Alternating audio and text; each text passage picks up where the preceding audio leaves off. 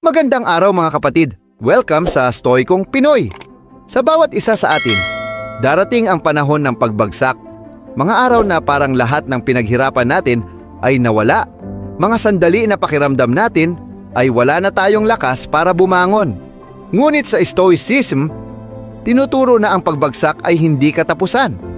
Sa halip, ito ay bahagi ng ating paglalakbay. Sabi nga ni Seneca, "Sometimes even to live is an act of courage."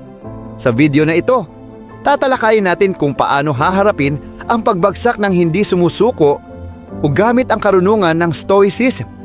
Matututo tayo kung paano panatilihin ang lakas ng loob, paano magpakatatag sa harap ng pagsubok, at paano gawing hakbang pasulong ang bawat pagkadapa. Part 1. Ang katotohanan ng pagbagsak. Walang taong ligtas dito. Kahit emperador tulad ni Marcus Aurelius, kahit pantas tulad ni Seneca, nakaranas ng pagbagsak. Sa Stoic view, hindi mo kontrolado ang lahat ng pangyayari, pero kontrolado mo ang iyong tugon. Ang pagbagsak ay hindi failure, kundi ang pagkakataon para subukin ang iyong karakter. Kwento? Isang sundalo sa panahon ng Roma ang natalo sa digmaan. Nawalan siya ng yaman, kaibigan at dangal. Ngunit sa halip na magpakalugmok, ginamit niya ang kanyang karanasan para maging mas disiplinado at mas matatag. Sa huli, siya ay muling nagtagumpay. Hindi dahil sa panlabas, kundi dahil nanalo siya sa loob ng sarili.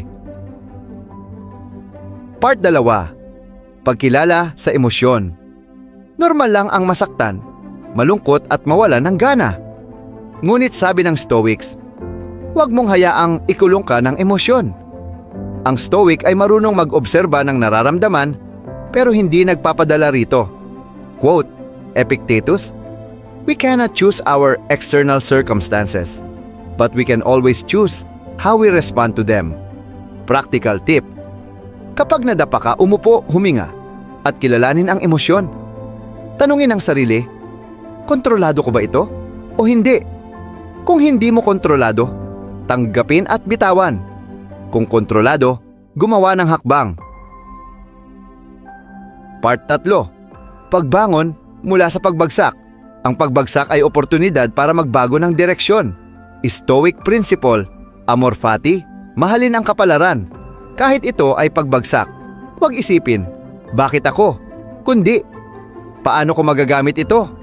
Kwento, si Marcus Aurelius, kahit emperador, ay humarap sa digmaan, peste at pagkamatay ng mga mahal sa buhay.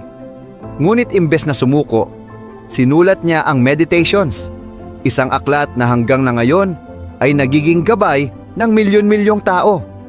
Practical steps, gumawa ng maliit na hakbang araw-araw, mag-focus sa disiplina, hindi sa resulta, gumamit ng mga aral ng nakaraan para mas maging matibay. Part 4. Pagtanggap sa katotohanan. Stoics value acceptance of reality. Hindi mo maibabalik ang nakaraan. Hindi mo mapipilit ang mundo na sumang-ayon sa iyo. Ang tanging kontrolado mo ay ang iyong kilos at isip. Quote, Marcus Aurelius, "You have power over your mind, not outside events. Realize this, and you will find strength application." Sa halip na magtanong ng paano kung, tanungin mo, ano ang kaya kong gawin ngayon? Ang pagtanggap ay hindi kahinaan, kundi lakas. Part 5. Ang tunay na sukat ng tagumpay. Ang mundo ay madalas sukatin ang tagumpay sa pera, posisyon o papuri. Pero ayon sa Stoics, ang tunay na tagumpay ay pananatili sa virtue kahit sa gitna ng pagbagsak. Kung bumagsak ka man, pero pinanatili mo ang katapatan, disiplina at kabutihang loob, panalo ka pa rin. Kwento, isang Stoic philosopher ang pinalayas mula sa kanyang bayan. Wala siyang ari-arian, wala siyang kapangyarihan. Ngunit sabi niya, "You can exile me, but you cannot exile my virtue." Part 6. Paano hindi sumuko? Sumuko lasamas iniwan ang sarili. Ang hindi pagsuko ay hindi laging malaki at dramatic. Minsan, simpleng pagbangon sa kama ay sapat na hakbang. Stoic way, gawin ang tungkulin mo araw-araw kahit maliit, kahit mahirap. Quote, Seneca, "It is not that we have a short time to live, but that we waste much of it." Kaya't huwag sayangin sa pagsuko, gamitin sa pagkilos. Practical advice, gumawa ng araw-araw na routine. Isulat ang mga natutunan sa pagbagsak. Alalahanin, lahat ng dumarating ay pansamantala lamang. Mga kapatid, ang pagbagsak ay bahagi ng buhay. Ngunit tandaan, ang pagbagsak ay hindi katapusan, kundi panibagong simula. Hindi mo kontrolado ang lahat ng nangyayari, pero kontrolado mo ang tugon mo. Ang tunay na tagumpay ay nasa pagpapatuloy ng paglalakbay. Kahit madapa ka pa ulit at ulit. Sabi ni Marcus Aurelius, "The impediment to action advances action. What stands in the way becomes the way."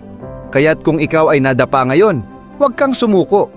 Ang pagbagsak mo ngayon ay magiging daan ng iyong paglago bukas. At dito nagtatapos ang ating paglalakbay ngayong araw. Salamat sa panonood at hanggang sa muli, manatili tayong kalmado, matibay at marunong pumili ng tamang landas sa gabay ng Stoicism. Kita-kits sa susunod na episode dito sa Stoikong Pinoy.